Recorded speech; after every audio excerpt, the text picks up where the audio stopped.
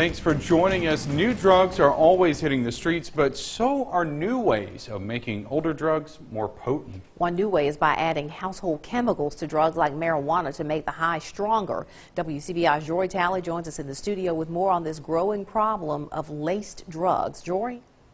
Andrea and Joey, you can call it a game of chemical cat and mouse between dope dealers and drug agents. The better the buzz, the bigger the buck. But what users aren't being told are the low points of the new high.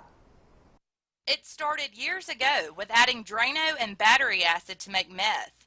Now, wasp and hornet spray are one of the biggest mixers drug dealers are using on their stash. They're always trying to find an ingredient to patent their drugs to make it stronger, to make their clientele come back to buy the product so it can get them higher. So once you sell it to this person, he's going to tell the next person that this is a pretty good drug. The spray might be giving off a heavier high, but it's also causing dramatic reactions. It affects your nervous system, it affects your heart, affect your blood pressure, and it also causes paranoia, hallucination, and we have a problem with that. People's thinking they somebody else. Thinking they have superhuman strength. Macon Assistant Police Chief Divine Beck has seen it firsthand while on the job. I have a case that we worked one time with a guy. He was high off it, walking down the street, butt naked, and we had to tase him, and it didn't affect him at all. Noxubee General Hospital ER Dr. Ronnie Medlin says it can take 10 to 15 minutes before a laced drug can cause a bad trip.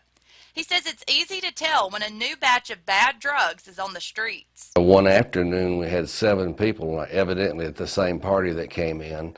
They were rather sick. They were abusive, aggressive, fearful, paranoid. Had to hold them down, give them some medication to relax them, and just completely uncontrollable. It makes the job even tougher for law enforcement as new drugs and ways to use them roll out. It's kind of hard to stay on top of. We do what we can do because it's like anything else.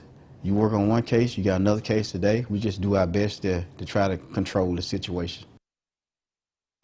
Beck says wasp and hornet spray is the latest craze, but he's seen drugs mixed with rat poison and other designer drugs like PCP. Andrea?